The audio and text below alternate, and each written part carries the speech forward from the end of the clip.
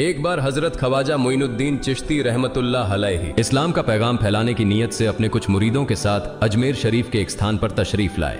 जिस मुकाम पर हजरत ख्वाजा मोइनुद्दीन चिश्ती रहमतुल्लाह अलैहि ने क़याम किया, वहां के करीब ही एक बड़ा तालाब था जिसे स्थानीय हिंदू लोग अनासागर कहते थे। उस दौर में इस तालाब की वसात और पवित्रता के कारण हिंदू समाज में इसका बहुत एहतराम किया जाता था। उनका यह अकीदा था कि जो शख्स दिन भर गुनाह करने के बाद इस तालाब में गौस्ल करता है, उसके तमाम गुनाह धुल जाते हैं। इसी वजह से वे इस तालाब को हमेशा दियों से सजाए रखते थे। कहा जाता है कि इस तालाब में हर रात दिए जलाने के लिए तकरीबन 3 मन तेल की जरूरत होती थी। तालाब की पवित्रता के कारण वहां सभी हिंदुओं को दाखिल होने की इजाजत नहीं थी।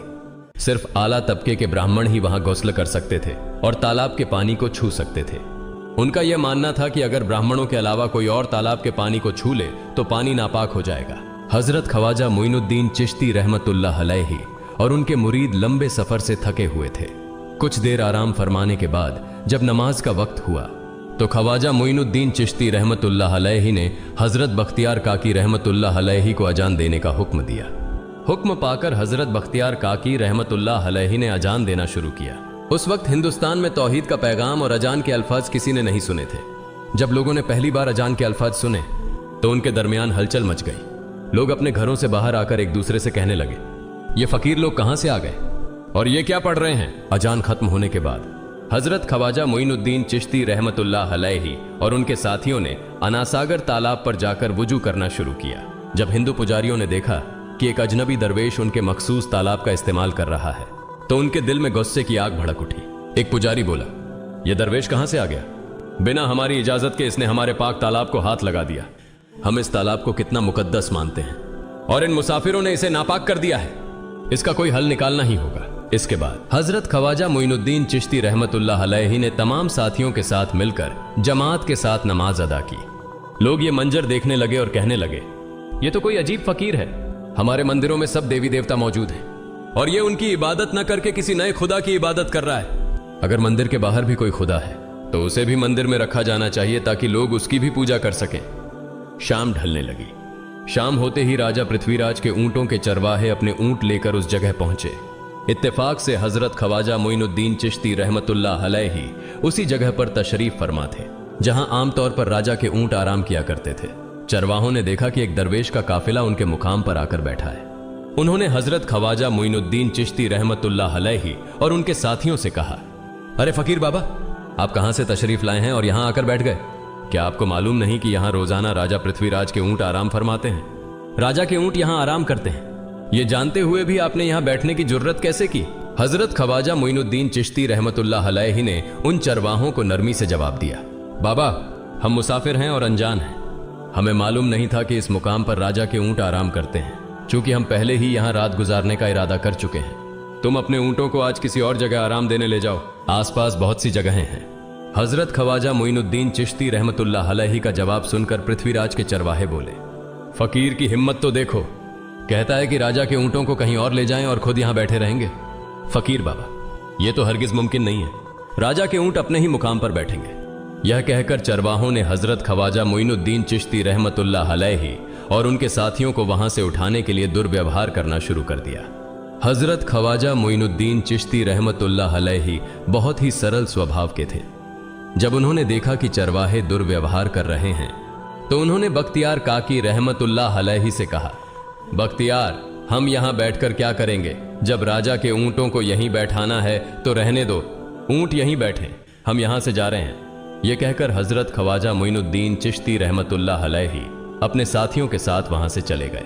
अगली सुबह जब ऊंटों को फिर से चरागाह में ले जाने का समय आया तो चरवाहे ऊंटों को उठाने की कोशिश करने लगे, लेकिन बार बार कोशिश के बावजूद वे ऊंटों को उठा नहीं सके, क्योंकि अल्लाह के वली हजरत ख्वाजा मोइनुद्दीन चिश्ती रहमतुल्लाह अलैहि ने कहा था कि ऊंट यहीं बैठेंगे। अल्लाह रब्बुल आलमीन ने उनकी यह दुआ कबूल कर ली थी और ऊंटों को आदेश दिया था कि जब तक मोइनुद्दीन चिश्ती खुद नहीं कहेंगे तब तक वे यहीं बैठे रहेंगे। इसके बाद चरवाहे ऊंटों के न उठने का कारण जानने लगे। उनमें से एक नेक चरवाहा था जिसने कहा, क्या तुम्हें याद है कि हमने कल यहां से एक दरवेश को उठाया था? जाते जाते उन्होंने कहा था कि हम जा रहे हैं, राजा के ऊंट यहीं बैठेंगे। मुझे लगता है कि उनके कहे शब्दों के कारण ही राजा के ऊंट उठ नहीं पा रहे हैं। शायद वह कोई बड़े वली हैं या अल्लाह का कोई अवतार है। इस बात को महामहिम राजा के समक्ष रखते हैं। इसके बाद चरवाहे पृथ्वीराज के पास पहुंचे और हाथ जोड़कर निवेदन किया, महाराज, हमने बहुत कोशिश की, लेकिन आपके ऊंटों को उनके स्थान से नहीं उठा सके और उन्हें चरागाह में घास चराने नहीं ले जा पा रहे हैं। राजा पृथ्वीराज ने आश्चर्य से पूछा, क्या ऊंटों को कोई बीमारी है जिस कारण वे उठ नहीं पा रहे? चरवाहों ने कहा, महाराज, ऊंट पूरी तरह स्वस्थ हैं, उन्हें कोई बीमारी नहीं है। पृथ्वीराज ने कहा, तो फिर वे अपनी जगह से क्यों नहीं उठ रहे? चरवाहों ने कहा, महाराज, कल उस स्थान पर एक दरवेश बैठे थे, हमने उनके और उनके साथियों के साथ काफी दुर्व्यवहार किया और उन्हें वहां से उठा दिया था। जाते जाते उन्होंने कहा था, राजा के ऊंट यहाँ बैठेंगे और उठेंगे नहीं। हमें लगता है कि दरवेश की बद्दुआ के कारण ही ऊंट अपनी जगह से नहीं उठ पा रहे हैं। तब पृथ्वीराज ने हुक्म दिया, अच्छा, जाओ और उस दरवेश को मेरे पास ले आओ। जब हजरत ख्वाजा मोइनुद्दीन चिश्ती रहमतुल्लाह अलैहि पृथ्वीराज के दरबार में पहुंचे तो पृथ्वीराज ने उनसे पूछा, ए दरवेश, आपने मेरे ऊंटों को क्यों पंगु बना दिया है? मेरे ऊंट भूखे मर रहे हैं, कृपया अपना जादू उनसे हटा लें। अगर जादू नहीं हटाया तो मेरे ऊंट भूखे मर जाएंगे। पृथ्वीराज की बात सुनकर हजरत ख्वाजा मोइनुद्दीन चिश्ती रहमतुल्लाह अलैहि मुस्कुराते हुए बोले, हे अल्लाह के बंदे, हम मुसलमान हैं और मुसलमान कभी जादू नहीं करते। तुम्हारे ऊंटों को मैंने नहीं बल्कि इस संसार के पालनहार महान अल्लाह रब्बुल आलमीन ने बैठाया है। उनकी आज्ञा से ऊंट बैठे हैं और उनकी आज्ञा से ही उठेंगे। लेकिन मैं उस सर्वशक्तिमान से प्रार्थना कर सकता हूं कि वह तुम्हारे ऊंटों को उठने की अनुमति दे। इसके बाद हजरत ख्वाजा मोइनुद्दीन चिश्ती रहमतुल्लाह अलैहि ने अल्लाह से दुआ की, हे अल्लाह, इन ऊंटों को उनकी जगह से उठने की तौफीक दें। हजरत ख्वाजा मोइनुद्दीन चिश्ती रहमतुल्लाह अलैहि की दुआ करते ही चरवाहों ने देखा कि ऊंट अपनी जगह से उठकर चरागाह की ओर बढ़ने लगे। यह दृश्य देखकर चरवाहे चकित रह गए और हजरत ख्वाजा मोइनुद्दीन चिश्ती रहमतुल्लाह अलैहि की करामत की खबर पूरे अजमेर में फैल गई। जैसे जैसे हिंदुओं के बीच हजरत ख्वाजा मोइनुद्दीन चिश्ती रहमतुल्लाह अलैहि की करामत की बातें फैलने लगीं और इस्लाम की महानता उनके सामने प्रकट होने लगी, मंदिर के पुजारी भयभीत हो गए। वे सोचने लगे, अगर यही चलता रहा तो सभी हिंदू मुसलमान बन जाएंगे। तब वे पृथ्वीराज के पास पहुंचे और निवेदन किया, महाराज, ये दरवेश हमारे राज्य में अशांति फैला रहे हैं। यदि आपने अभी इनका कोई उचित समाधान नहीं निकाला तो ये दरवेश सभी हिंदुओं को मुसलमान बना देंगे और तब हमारे देवताओं की पूजा करने वाला कोई नहीं बचेगा। आप इन्हें यहां से भगा दें, नहीं तो ये हमें यहां से बाहर निकाल देंगे। महाराज, हम आपको एक और भयावह बात बताना चाहते हैं। ये दरवेश कहते हैं कि जिन मूर्तियों की हम पूजा करते हैं वे पूजनीय नहीं है।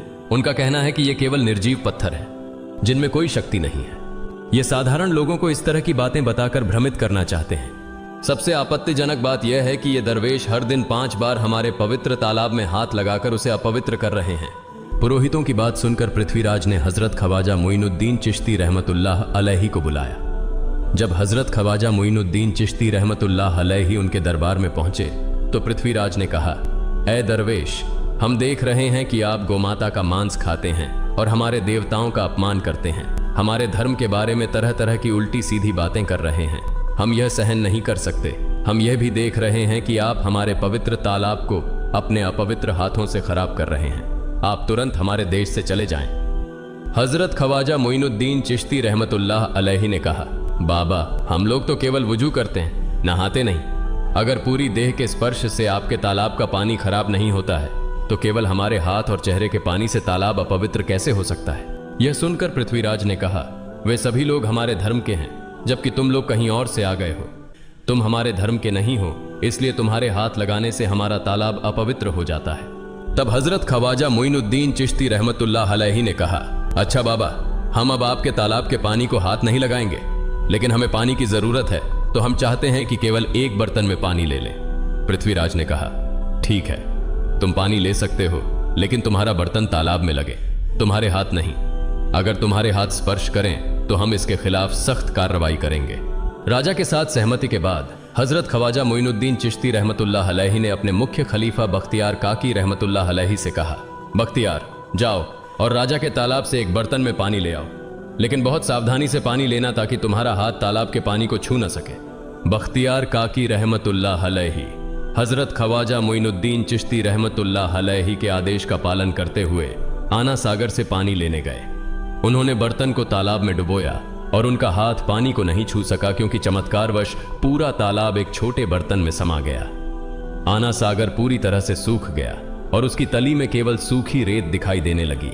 जब पुरोहितों ने देखा कि उनके पवित्र तालाब में एक भी बूंद पानी नहीं बची है और वह मरुस्थल की तरह सूख गया है तो वे घबराते हुए राजा पृथ्वीराज के पास गए और बोले, महाराज, यह तो भारी संकट हो गया है। पृथ्वीराज ने पूछा, क्या हुआ?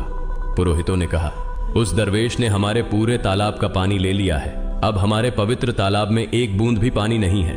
अगर इस तालाब में पानी नहीं होगा तो हम अपने पापों का प्रायश्चित कैसे करेंगे? दूर दूर से हजारों हिंदू लोग इस तालाब में स्नान करने आते हैं ताकि वे अपने पाप धो सकें। अगर पानी नहीं रहेगा तो वे यहां आना बंद कर देंगे, जिससे हमारा बड़ा नुकसान होगा और अजमेर की मान मर्यादा मिट्टी में मिल जाएगी। पृथ्वीराज गहरे विचार में पड़ गए। वे हजरत ख्वाजा मोइनुद्दीन चिश्ती रहमतुल्लाह अलैहि के खिलाफ कोई कठोर कदम उठाने से झिझक रहे थे, क्योंकि उन्हें आशंका थी कि अगर उन्होंने दरवेश के खिलाफ सैनिक भेजे और दरवेश ने सैनिकों पर भी जादू कर दिया तो उनकी परेशानी और बढ़ जाएगी। इसलिए उन्होंने कहा, तुम लोग जाओ और उस दरवेश को मेरे पास बुला कर लाओ। मैं देखता हूं कि वह क्या चाहता है। अगर उसकी मांग उचित होगी तो हम उसे मान लेंगे, और यदि उचित नहीं हुई तो हम माफी मांगकर अपना तालाब का पानी वापस ले लेंगे। जब हजरत ख्वाजा मोइनुद्दीन चिश्ती रहमतुल्लाह अलैहि पृथ्वीराज के दरबार में पहुंचे तो पृथ्वीराज ने कहा, ऐ बाबा, आपने हमारे तालाब का सारा पानी ले लिया है। हम अपने पापों का प्रायश्चित कैसे करेंगे? पूरे दिन के पाप हम इस तालाब में स्नान करके धोते हैं। अगर तालाब में पानी नहीं होगा तो हम अपने पाप कैसे धोएंगे? हजरत ख्वाजा मोइनुद्दीन चिश्ती रहमतुल्लाह अलैहि ने उत्तर दिया, देखो बाबा, तुम्हारे पास आना सागर है, पर दुनिया के हर कोने में ऐसा तालाब नहीं है, तो क्या वे लोग अपने पाप कैसे धोएंगे? पापों को धोने की ताकत इस तालाब के पानी में नहीं है। पापों को माफ करने वाला केवल अल्लाह है, जिसने आकाश, धरती और पूरी सृष्टि बनाई है। उसकी इजाजत के बिना एक पत्ता भी नहीं हिलता। इसलिए मैं तुम्हें इस भ्रम को छोड़कर सही राह पर आने की दावत देता हूं। वहां मौजूद हजारों हिंदू हजरत ख्वाजा मोइनुद्दीन चिश्ती रहमतुल्लाह अलैहि की बातें मंत्रमुग्ध होकर सुन रहे थे। इसके बाद उन्होंने कहा, जाओ बख्तियार, जिस बर्तन में तुमने तालाब का पानी लिया था उसे वापस तालाब में डालाओ। बख्तियार काकी रहमतुल्लाह अलैहि हजरत ख्वाजा मोइनुद्दीन चिश्ती रहमतुल्लाह अलैहि के हुक्म से आना सागर में बर्तन का पानी डालने गए। जैसे ही बर्तन का पानी तालाब में डाला, आना सागर फिर से पानी से लबालब भर गया। इस चमत्कार को देखकर वहां मौजूद कई हिंदुओं ने कलमा पढ़कर इस्लाम कबूल कर लिया। यह देखकर हिंदू पुरोहितों और पंडितों की चिंता बढ़ गई। वे पृथ्वीराज के पास गए और बोले, महाराज, यदि अब कोई उपाय नहीं किया गया तो सारे हिंदू मुसलमान हो जाएंगे। पृथ्वीराज ने कहा, मुझे सलाह दो, इस दरवेश का मुकाबला कैसे किया जा सकता है? पुरोहितों ने कहा, यह दरवेश एक बड़ा जादूगर है, इसलिए इसका मुकाबला भी जादू से करना होगा। हमारे बीच एक बड़े पुरोहित और जादूगर रामदेव हैं, उन्हें इसके मुकाबले में भेजें। अगर वह जादू से इसे हरा सके तो हम अपने हिंदू धर्म का गौरव फिर से प्राप्त कर सकेंगे। पृथ्वीराज ने रामदेव को बुलाकर कहा, रामदेव, मैं तुम्हें इस दरवेश को जादू से हराने की जिम्मेदारी दे रहा हूं। अगर तुम उसे हरा सके तो हम अपने धर्म का गौरव फिर से पा सकेंगे। रामदेव ने पृथ्वीराज को आश्वस्त करते हुए कहा, महाराज, आप चिंता न करें, इस दरवेश को हराना मेरे लिए बहुत आसान है। मैं आपके समक्ष हमारे धर्म का गौरव वापस लाकर रहूंगा। इसके बाद रामदेव अपने साथियों के साथ हजरत ख्वाजा मोइनुद्दीन चिश्ती रहमतुल्लाह अलैहि के सामने मुकाबले के लिए पहुंचा। उसने कहा, मोइनुद्दीन, अगर तुम में ताकत है तो मुझसे जादू का मुकाबला करो।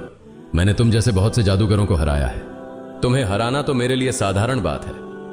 हजरत ख्वाजा मोइनुद्दीन चिश्ती रहमतुल्लाह अलैहि ने उसकी बातों का कोई जवाब नहीं दिया। रामदेव ने देखा कि हजरत ख्वाजा मोइनुद्दीन चुप हैं, तो उसने गाली गलौज करना शुरू कर दिया। जब रामदेव अपनी हदें पार कर गया तो हजरत ख्वाजा मोइनुद्दीन ने उसकी आंखों में देखते हुए कहा, रामदेव, तू चिल्ला रहा है, लेकिन मैं तेरे माथे पर ईमान की रोशनी देख रहा हूं। हजरत ख्वाजा मोइनुद्दीन चिश्ती रहमतुल्लाह अलैहि की यह बात सुनते ही रामदेव कांपने लगा, और उसी क्षण अल्लाह रब्बुल आलमीन ने उसके दिल में ईमान की रोशनी डाल दी। रामदेव हजरत ख्वाजा मोइनुद्दीन चिश्ती के चरणों में गिर पड़ा और बोला, हे अल्लाह के वली, मैंने आपके साथ बहुत बेअदबी की है, मुझे माफ करें और मुझे कलमा पढ़ाकर इस्लाम की राह दिखाएं। हजरत ख्वाजा मोइनुद्दीन चिश्ती रहमतुल्लाह अलैहि ने रामदेव को कलमा पढ़ाया और उनका नाम रखा मोहम्मद सादिक। इतिहास बताता है कि बाद में रामदेव मोहम्मद सादिक के रूप में एक बड़े अल्लाह के वली बन गए। प्रिय पाठकों, सोचें, जो रामदेव हजरत ख्वाजा मोइनुद्दीन चिश्ती को पराजित करने आए थे, वही अब उनके हाथ में हाथ देकर इस्लाम की शांति की छांव में आ गए। यह अल्लाह रब्बुल आलमीन का चमत्कार और शक्ति है, जो जिसे चाहे हिदायत दे सकता है। आमीन।